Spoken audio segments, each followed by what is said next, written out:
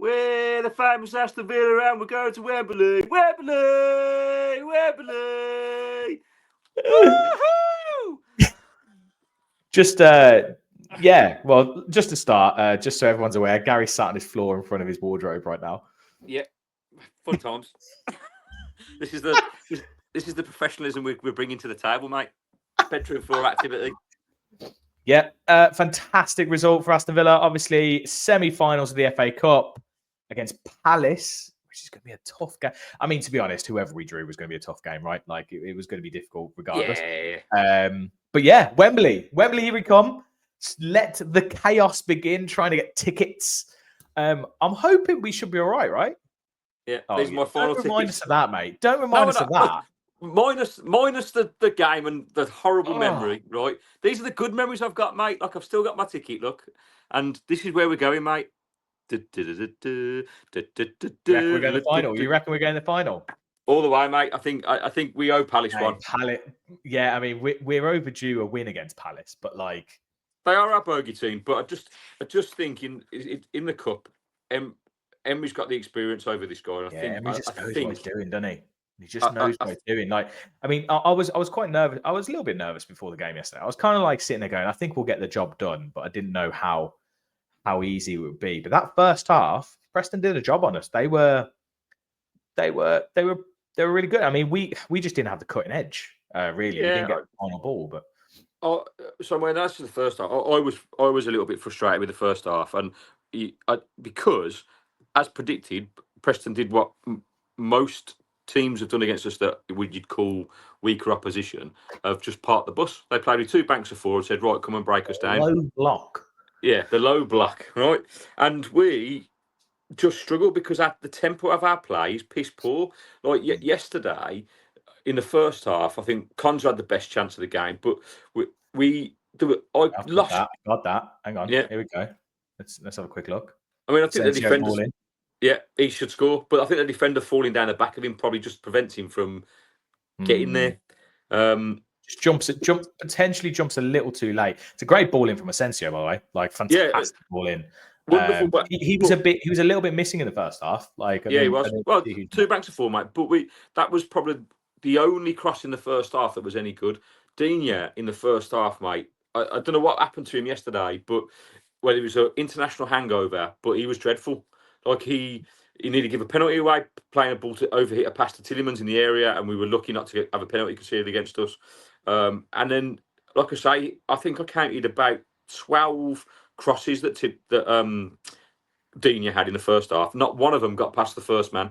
I think we had something like 7 corners within the first half an hour, and I don't think a single highlight has a corner on it. So that tells you what Austin McPhee's doing. Mate, look. Did you see the graphic as well? They flashed up the classic graphic again. Most goals in the Premier League from set pieces. Listen, because I want to start positively. Right, I thought it was a very professional performance in the end yesterday. Thoroughly deserved 3-0. Should have been 6 probably. Got the job done. Overall, general play was really good. We dominated the game. Never really looked in threat. Really good stuff. But to be expected against the Preston side. I said in the last show that I thought we'd beat them comfortably, and we did. Right, but in the risk of being controversial and wanting to be we're at that stage of the season now where we are trying to push for some silverware and finish as high in the league as we possibly can. And to go to the next level, we've got to be clinical. Now, for me, a lot of that game, we were so sloppy in the final third again, right, where we get to decent positions. In the first half, there was numerous times where Rashford had made a really great run going forward, and Cash was guilty of this a couple of times where he could have played him in, and he didn't, and he come back. And when you're playing a team like Preston, who are, just running to get back into that low block, right, the chance goes. You have to play fast-flowing football. We've done it a lot this season, especially like from those wing-back positions where even with Bailey and stuff, we've ended up in that like high right wing position. And then there's been a ball on, or there's something that you could just play like first time, and then we decided not to do it. We hesitated and we passed it back. Or like Mings has had the chance to play a ball in, and he's stopped and he's played it over to Conso, he's played it to Dean. It's just like, come on, man, like that ball is there. and it is things like Torres and stuff where he would play that ball, or if someone a bit more confident on the ball, like Tielemans or something, would play that ball. Like Tielemans actually played a really lovely ball in the first half, which Rodgers was just caught on his heels, like basically cut through the whole team. And yeah, it's just a bit frustrating because last season we were just going bang, bang, bang, bang, bang, and we're in. Well, I think at this point now, with like this next couple of weeks with the games coming up, if we are not on it and we don't take the risk of those forward-thinking passes and do it accurately and take the chances and be clinical in the final third, it could it could be the end of our season because yeah. Well, this is the thing, right? I was speaking to a friend this morning, and I was saying these next 3 to 4 weeks, basically, this season's either going to be this massive, historical, amazing, pivotal season in like our current history. Like we could be potentially going into the semi-finals of the Champions League. We could potentially be going to the final of the FA Cup for the first time in 10 years. We could potentially be on the cusp again of, mate, stop getting that bloody fixture in my face.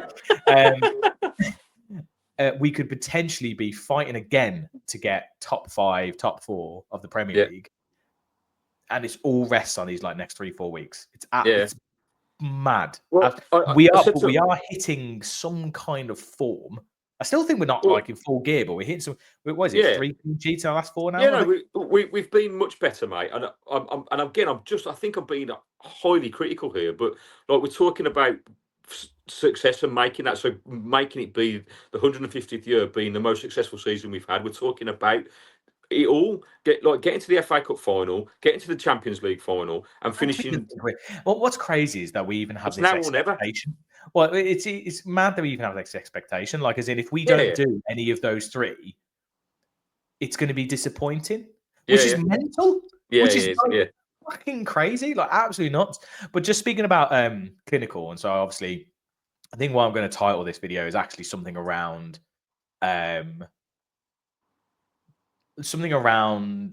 Rashford versus Watkins. Now, this is the second time. I can feel my veins in my head when you mention the name. Just go on, carry on. So obviously, we ended the game against Bruges. Well, it was the second half against Bruges without Watkins, and we played Rashford up front, and we had that like kind of free movement between our front 3, sorry. And we obviously started the game with that front 4, like Ramsey, Asensio, Rodgers, and Rashford.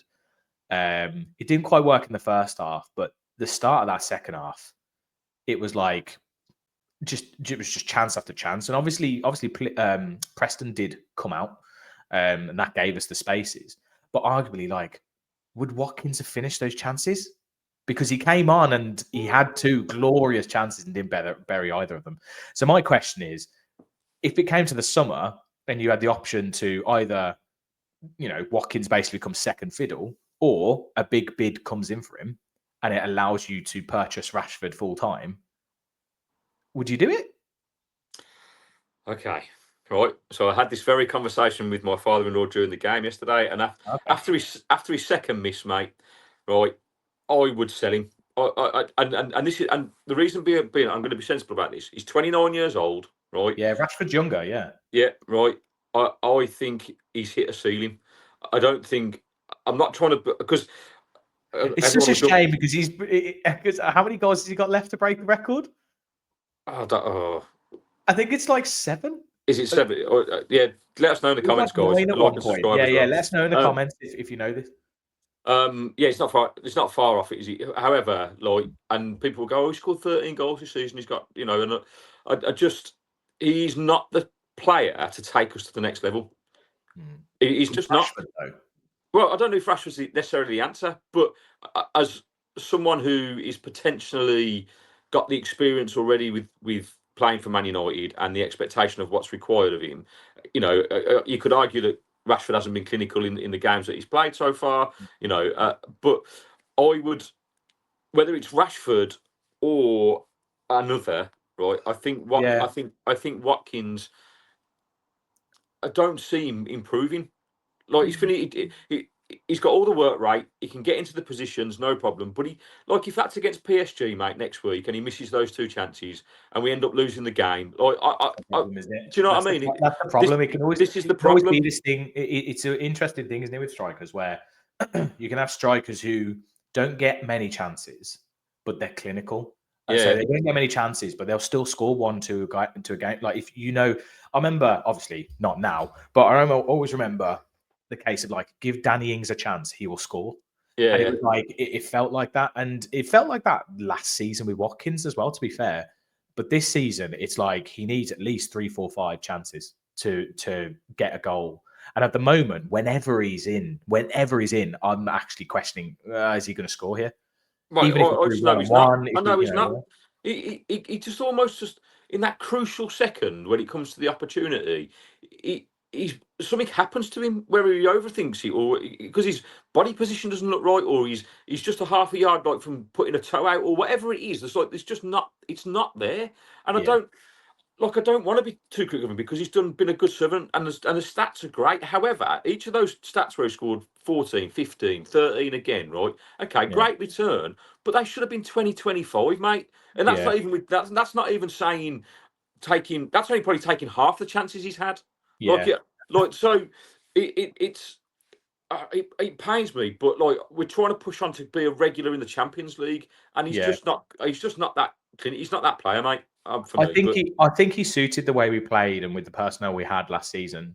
I think this season the thing is that we've actually got better players around who potentially, if you had that clinical striker, you don't need.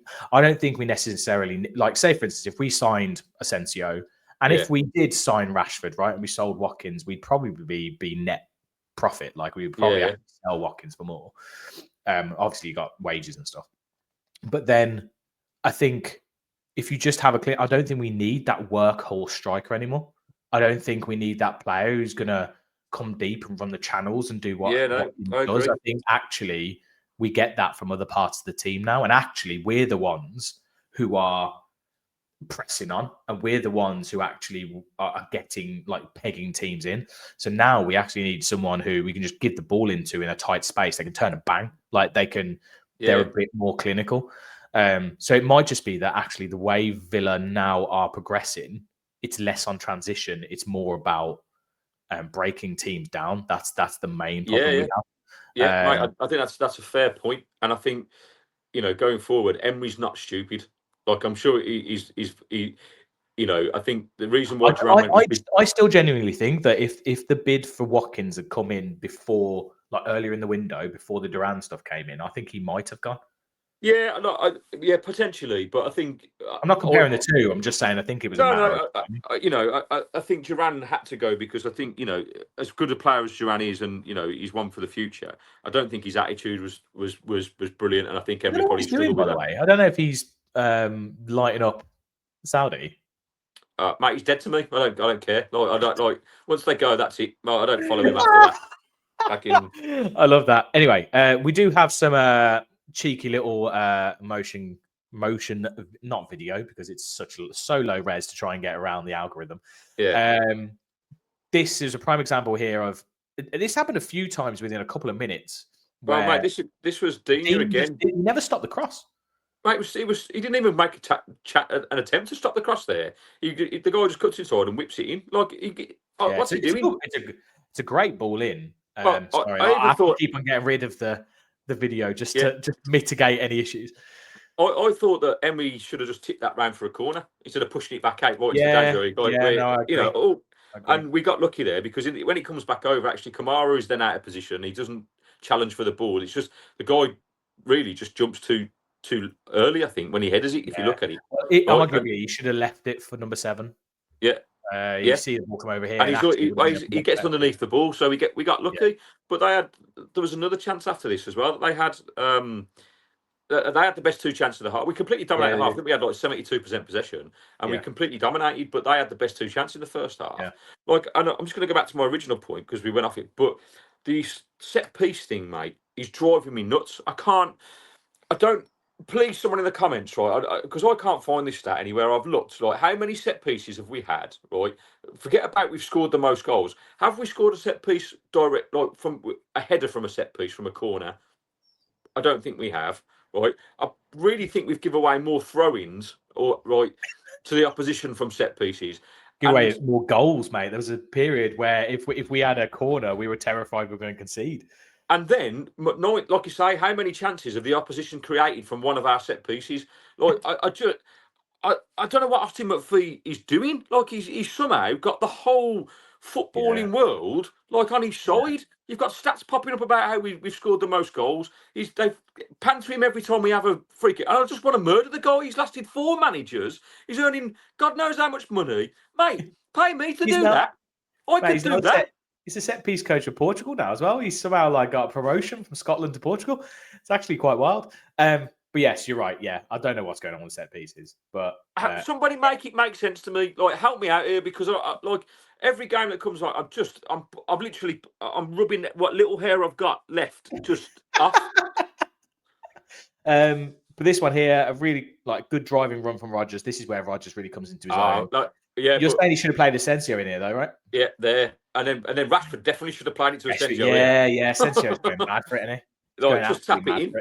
Like, but I know, we'll forgive Rashford. He was desperate for a goal, when he, and that was. That, to be fair, it smacked the keeper's hand. He made himself big. And then on to the gifts, right? They don't like start from the start. Here we go. Lovely ball. Great goal. That was, mate. Well done, Dame. That was literally, I think, 2 passes that he made the entire game. He had a dreadful game, but it's a lovely bit of movement from Rashford. And it's a good ball pick. It was the first time in the game, mate, because we got into these positions in the first half, but we didn't pick a pass. Like, every pass that Dean played in the first half was just hitting the defender. That was the first time he actually got his head up and looked and played a ball into Rashford, and it was an easy goal. It just changed the game massively. Like, it was a good finish. Opened his body up, let it go across him. Just straight to the bottom corner. It's lovely. Yeah, lovely goal. And then this was, like I said, this was mate, this chance. Oh, Ramsey. Ramsey. And then Rodgers, like, it's a comedy of errors, isn't it? But I think we literally get the penalty 30 seconds after that. So it was all forgiven. Yeah, we're lucky that this kind of happened. I mean, this kind of caught me off guard. I thought at first, I was like, oh, Rodgers, wait. I mean, it is a little delayed, by the way. Like, it is. You look here, it's like, oh. Well, I think it's like, I don't know if the ref's seen that, so I need to go down. And he made them look at it. When you see it, those like little frames there, it's like. Mate, it's like he's been on Hitman and someone's just assassinated him from the stand. It was a foul. Like, he did stamp on his foot, but it was kind of just random. I didn't quite know what was going on at first. Yeah, well, it was one of those where it kind of, the referee pointed to the spot. Like, he delayed him pointing to the spot, and I was like, oh, okay. And I think Rodgers has done really well there. Probably, I don't condemn players going, he just go down quite tragically, but I think in this day and age, you have to just get the attention, don't you? He needs to give the ref a decision to make, right? Yeah. And he did. And then once I saw the replay, he was like, oh, yeah, he stamped on him. It's a square ball penalty. So he definitely did. And it's a lovely pen. I don't like, personally, it's agonising watching these really slow run-ups where he's basically gone into slow motion like some kind of sloth. And when they don't look at the ball, like what Rashford just didn't look at the ball. Yeah. Like, and I'm like, he's looking at the keeper, and I'm like, mate, if you don't score this, like, that's silky, though. That's a player. That's a player with confidence. That's a player that just like knows he's going to play the ball clean. He knows what he's doing. He had a very, very good game yesterday, and he did get man of the match for the 2 goals. But I have to say, we haven't mentioned him yet, but Kamara yesterday, mate. Oh, Booba.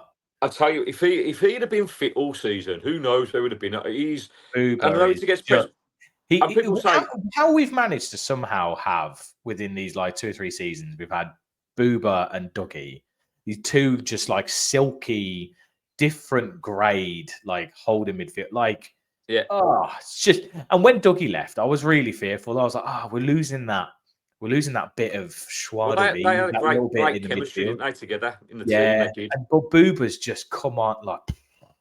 Mate, he's arguably now with Rodri being out for most of the season. Name me a better holding midfielder.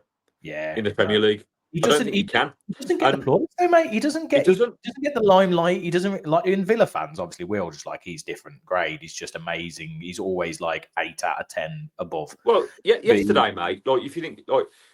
What impressed me is that's against a physical lower league opposition, and he just bossed it. He won all his physical battles. They try and get physical, and he's just. It's the hair. It's the hair. It's the power of the curls. It's the power of the curls. I love this guy, and I think if he can stay fit now between now and the end of the season, I think we could. It could be the season we all dream of, mate. Well, this is the thing, right? Now I keep looking at it and keep going, right? Okay, now look at our squad now. It's mad. We've got Torres on the bench. We're not even starting Pau Torres. We've got like Onana coming on. We've got Watkins coming on as good as he can be. We've got Marlon who finally got a few minutes. We've got like Maatsen, Champions League finalist, sat on the bench. It's absolutely ridiculous. Like it is ridiculous now. And I can kind of look at it and go, I can imagine in 2 years or 1 or 2 years that you're going to look at our final books wages, and I'm going to be like, what the fuck is going on there? Let's go back to the FA Cup final squad of 2015, shall we? Right. Brad Guzan in goal. Right. Guzan? I actually quite liked Brad Guzan. Yeah, he was all right. Right. Yeah. Still playing in America. Let's just talk about Nathan Baker in the centre of our defence. Oh my God, Nathan Baker. Right. Yeah. Where's he at now? I don't know. Again, once they stop playing, mate, they might as well be dead to me. Like I don't follow them where they go and live. Like I don't care about that. Like we only care about when they're playing for us. That's how fickle the football world is, right? Ron Vlaar, snake joke of a just abandoned ship, didn't he? When we were going down, good player though. Jorge Akore, remember him? No, what? Right. Kieran Clark. Akore? What? Who? He was quite a stocky central defender. He played for he was with us when we got relegated. And then do you remember? This is the difference. Leonardo Bacuna, who claimed he should be playing the Champions League. Remember him? To be fair, Bacuna was that kind of. He was like the Kamara, right? He was like the player that we were like. He was beast. So like isn't he in the Championship now? Yeah. Yeah. Because he's got a brother as well, and he looks like. I remember watching him, Bacuna. I was like, he looks like him. Yeah, he's got a brother. Yeah. Anyway, terrible player. So when those names in particular stand out for me, and you go, that's our depth. I mean, our first team were we had Senderos and Delph and Benteke and Grealish and Carlos Gil, Joe Cole was on the books. I'll tell you what, right? That's another player that I was really sad. Just kind of never worked out. Was Hill. Well, when he came into the limelight, it was just like, oh my God, this player's just like silk. He's doing all kinds of shit. Like, it was he scored a wonder goal against Bournemouth, didn't he, mate? Smashed it in the top corner. I think it was in the FA Cup as well. Yeah. Oh God, yeah, that was unbelievable. Yeah. And he was similar to Brent Deer, really. Kind of never really hit the hot. Like, definitely a player there, but had injuries and definitely really kind of. So, but when I mention those names, and I look at what you just said with the players we've got on the bench now, mate, come on, like we've come on so much in the not just in the 10 years, but in the last 5 years. Do you know what I mean? Well, mate, it's last 3. Well, yeah, it is 3 years. It's in September took charge basically, and let's be honest. I still think, and what's crazy about it is like we were talking before about Emery and how he hadn't made not many of the starting 11 were his players. Now they are and we're seeing like they brought in 2 players that he wanted, and they've just made a complete difference because now we haven't got 3 players that are his. We've now got 5, and it's suddenly just a whole other level. So imagine the point in a couple of years' time when potentially they're all his players, or like majority of them are. It's going to be silly. It's actually getting quite scarily exciting. Like I'm kind of like seeing. I'm like, don't let it end. Well, that's why I'm trying not to get too disappointed in the fact that if we don't achieve these things, like I think it's coming. Like I've said, it's going to happen again, surely. Right? I've said this in the last few weeks, haven't I? I think we're so close to greatness, like of actually achieving something, of getting to that next level. Like I think everyone would probably agree that we've probably overachieved in the last 2 or 3 seasons. We probably shouldn't have even been in the Champions League. We probably shouldn't have qualified for Europe. We said it should have been the other way around, right? last season should have been like this season, and this season should be the last season. So we should be pushing the Champions League this season, which we still. Well, so somehow we're still within touching distance. I have no idea how, mate, because like we've been all whatever over it's the like, place. it's gonna be disappointing, but it's still gonna be like in my heart progress and success, because you know, like when we talk about 3 years ago and 5 years ago and 10 years ago, like we it feels like we are developing. It feels like we're going. It feels like things aren't a flash in the pan anymore. It Yeah. feels like it's not like, oh, we've had a good season or we got lucky. I mean, we have been lucky with the FA Cup and like the draw and the way that's all gone and stuff. We've had an easy, like Palace is going to be the first real test. Yeah. The main Spurs. But like, yeah, it's going to be fascinating to see how it goes, mate. I'm excited. Mate, I am excited. I am genuinely like, but like it's one of those where obviously it could all come crashing down at any point. So we've got to enjoy the ride, because if the owners ever decide to sell up and then Emery leaves, it's game over. But while we're on it, I just don't think he's going anywhere until he's had some success with us. Yeah, no, I agree. Just back onto Rashford, fantastic ball here. Another like, he just played. It just looks so easy for him. Like at times, like that's he lovely. Look like he's bothering. Mate, there's no doubt about it. Rashford is a quality player. Oh, this was brilliant, mate. Like, what a bang! Like, that is Ramsey, and he's like that is Ramsey. Mate, that second touch there, as he turns, he just knocks it out of his feet into his pack. It's brilliant. Like just watch this second touch. There's the turn back. That little touch there, it takes it away from the defender, and he shrugs him off, and it's a great finish. It is. It's mental. And then onto your favourite, mate. Oh. And this is the thing, right? This is the thing. If that's Rashford, that's probably a goal, right? Like he's just put that in the far corner. I think he goes for the wrong corner to start with. Yeah. But Watkins often does that. Not the wrong corner, but it's the corner Watkins goes for. He goes for the near post, or he goes for the corner you don't expect. He kind of does the thing you don't expect, mate. Oh. Right, we did our predictions the other day, didn't we? What did I say? Oh, you said 3-1. I said 4-0. Right, and if I'd have put a bet on that, I'd have been hunting him down today. I'd have been hunting that motherfucker down, right? Because just before that as well, in his first touch of the game, he had a header. I couldn't get the highlight. No, we couldn't get that off, right? That he should have absolutely scored. And I think I text you, Watkins, right? Yeah, Watkins. And then within 30 seconds later, Watkins. Right, I just like. You have to take one of those chances. You have to. They're clear-cut opportunities, and especially when you've come off the bench, you're coming on. You've got a player who scored 2 goals, who's arguably potentially are vying for your spot. Didn't go to England, so he's had time off. He's had time to like rest and recuperate from his knee and stuff, and all this kind of thing. And he just at the moment. The problem is that before he was getting it where he would miss a couple of chances, but then he'd score, and then there'd be each game he'd always get like a goal. Like so, he'd have like 3 or 4 games where he's probably had 12 chances, but he's got like 3 goals in that. Yeah. Whereas recently, he's not scoring either. He's getting that he just doesn't look confident. He doesn't look like he's going to score. He doesn't look like he feels in himself he's going to score. I just don't know. He's running out of time this season now to kind of like turn it around.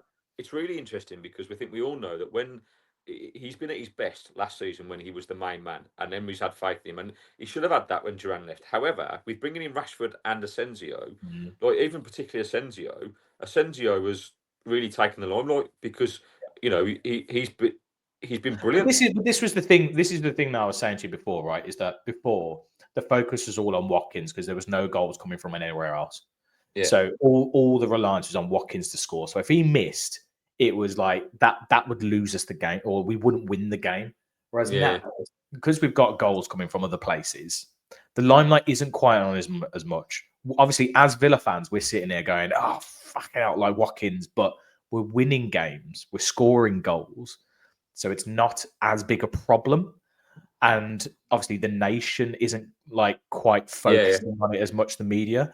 So it's that probably helps him a little, but I would like to think that would help him to kick on. Like the pressure's off a little bit more now, Ollie. Like, ultimately, it's a team game, and we have struggled this season really because defensively we haven't been great, and that's because we've had lots of injuries. We've still got a now -4 goal we're difference. getting more solid now as well. But So it's I like, think with Kamara back, and that, I mean, I would, I'll always say that back four is probably my first choice back four we picked yesterday because I think Digne defensively is better than it depends on Maatsen. who you're playing. I think it depends on who you're Yeah, playing. it does. But arguably yesterday it would have been nice to have Torres playing those balls through the midfield. Yeah, and it probably would have been nice to have Maatsen because I think Maatsen would have offered more going forward. He's pacey and he likes to do things quickly.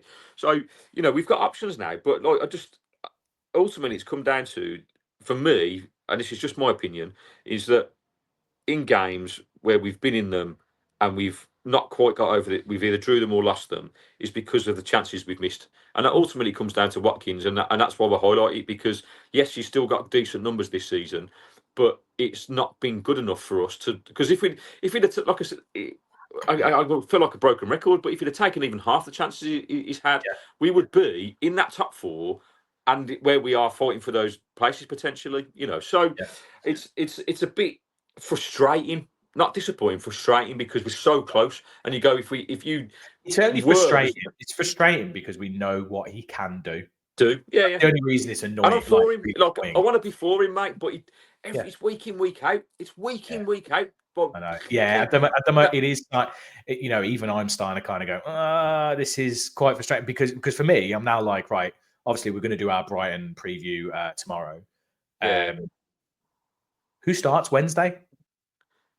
That's a good question. I mean, I think he will I'd probably start the same 11. I would start the same 11. Yeah, I would. I'd keep the start 11. I'm old school, mate. I think you don't change a winning team. Do you know what I mean? Like, you go, okay, because it builds confidence, and then you have that option. It should be a case of you play well, you keep your place, but it's up for grabs if you don't play well. It's just as old as time, that is. It puts pressure on the players in the first team to be on it, and if you're not, you've got people that can come on and do it. I mean, obviously, it'll be a completely different kettle of fish against Brighton. Tough game, mate. Tough game as well. They've got pace, so it's away. But yeah. Anyway, that will probably do us here, I think, Gaz. Any final thoughts from Gary? Yeah, my final thoughts of this, mate. I'm hopeful this week. I think it's a massive week, and if we can, yesterday was the first hurdle, right? First hurdle, semi-final of the FA Cup booked in.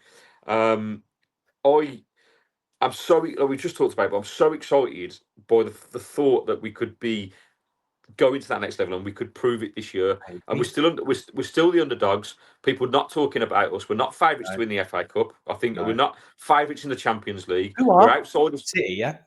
Yeah, we're outsiders for the 5th place in the Premier League. And I just know that in Emery's little brain, he's probably thinking, like, He's already said it. He said it in press conferences, hasn't he? He said there's always one team that pushes, and he said that could be us, and that's why he's looking at. He's looking at. He basically, I think before he said we essentially need to go on the run and the form that we did last season, where we had that 10-game winning streak at home, or 10, 15 games unbeaten at home, or whatever it was. We need to go on that kind of run. And just imagine if we can win these 2 games this week, mate. Jesus Christ!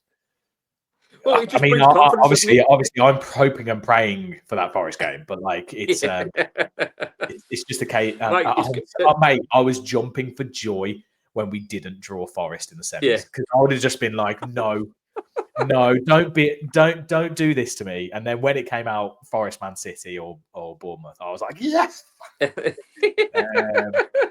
Just quickly on that, do you think that's the best draw we could have had? I'll take it. Yeah, I do. I would have preferred Palace out of the others. I think just because. I mean, again, we're talking about just how form looks, but obviously Palace aren't the greatest side. They've done us. Obviously, they've been our bogey side.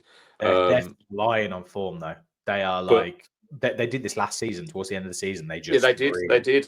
And they pose massive threats, mate, with Eze, and Mateta's the one for me. We don't deal with his physical presence. Beast. And but hopefully after 2 solid defeats against them in the you like to think he's probably worked it out now. Hopefully. Yeah. So and it's an FA Cup final, and I think Emery brings, as I said at the start of the show, Emery brings that experience. Don't get ahead of yourself. Sorry, semi-final.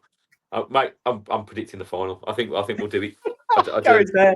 Gary's already there. Gary's going to be the fight for tickets. Gary's going to get his hotel for the rest of the season, and he's just going to sit at outside Wembley until that point. Outside Wembley, mate. Hey, mate, I did it for Taylor Swift last year, so why can't I do it for the Villa? Do you know what I mean? Like, so there's brilliant. There's room in my life for these things. We're so close. I'm hoping this week, like I said, 2 really tough games, mate. They are Brighton and Forest, but we are capable of winning both games. We've just got to turn up. We have to turn up. We're capable of beating any team. We've said that. We're capable of beating PSG. We're capable of beating, but we will just have to wait and see. Now's the moment. If ever it's going to happen, mate, it's going to happen this week. This is the week. Oh my God, fucking hell, this is terrifying. I'm sweating. It's not because it's warm in here. I'm sweating. Anyway, thanks everyone for joining. As always, we always forget to say this at the start, but if you loved it, subscribe. If you liked it, give us some likes and comments. We love the chat. Get more in the comments. Our channel's gone a bit mental recently. We've finally hit 1,000 right. Massive shout out to everyone that's subscribed. Like it's got a bit crazy over the weekend. Actually a bit bonkers, but let's hopefully just keeps going up. As always, Gab, give us the sing out. Every week we follow the boys in claret and blue. Cheers, guys. Till next time. Peace.